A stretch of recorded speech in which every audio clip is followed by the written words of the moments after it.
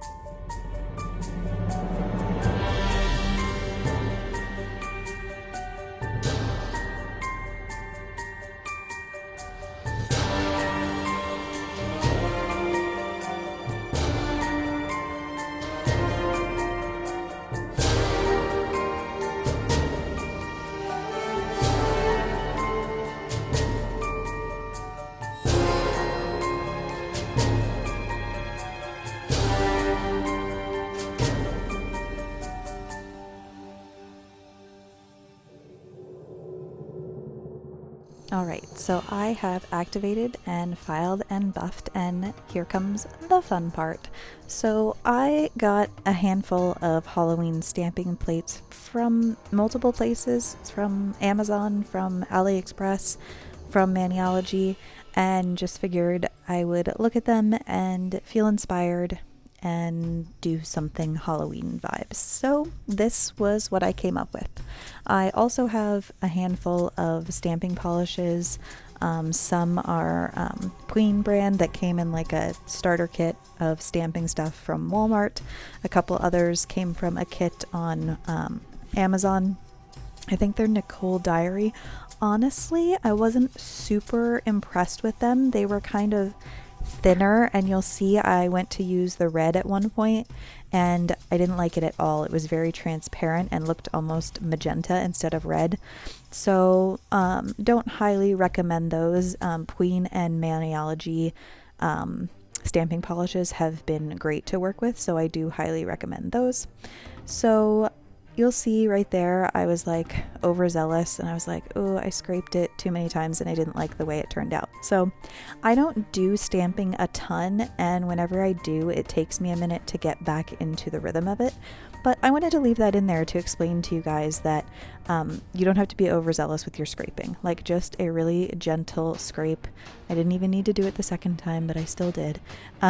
Just once over will do a great job, and look how cleanly that stamp came out. So just take your time, and then if you're not familiar with stamping, once you stamp it or get it on your stamper, if you don't like it, then use a lint roller to just wipe off the polish from your stamper. So that works perfectly. I tried really hard to like do this somewhat in frame for you guys, so I apologize. It's really hard to like place a stamp on your finger under the camera accurately without being able to see it. So I tried my best, and hopefully you guys can see enough through stamping these 5 fingers of how to do this process if you're not familiar with it. So these are just like etched metal plates, I guess. I don't know. I don't make stamping plates, but that's what they appear to be.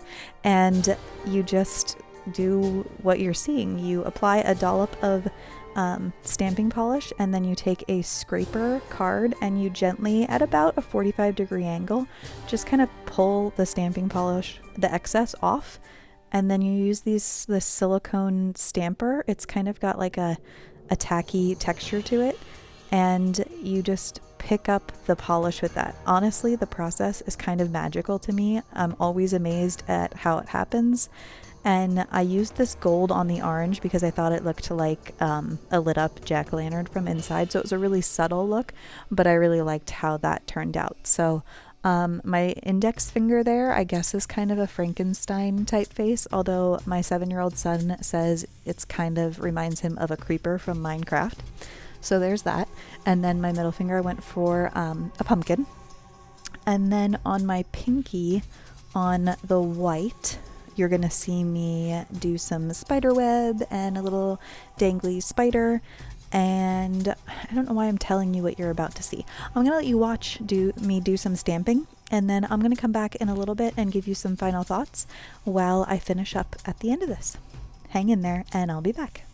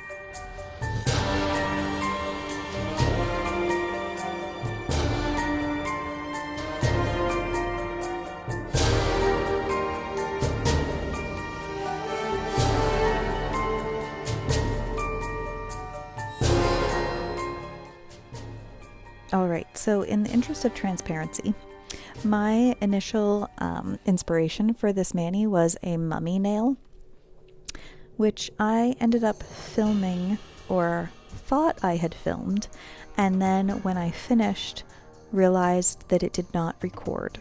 So I got interrupted at one point, paused my filming, and then forgot to push record again when I started. So, in the interest of getting it right, I took that nail off. I used peel base.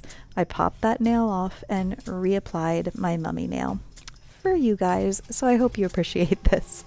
This is the Maniology stamping plate. I really liked this plate. It had a lot of fun Halloween vibes on it. Honestly, Maniology just kills the stamping game. I mean, obviously it's their focus, but like they kill it. So this mummy plate, I have to say, I was looking for a good mummy plate. I was having a hard time finding one that I loved for this look. And thank you, shout out Carole Annette, for pointing me towards the stamping plate. And it worked out perfectly. So way to go, Carole. She knows her stamping stuff. So I'm going to go ahead and leave. I left this in so you guys could see. I have that stamp all over my finger. I just put a little bit of acetone on this brush. It's like a nail art brush or a, I don't know, anything brush.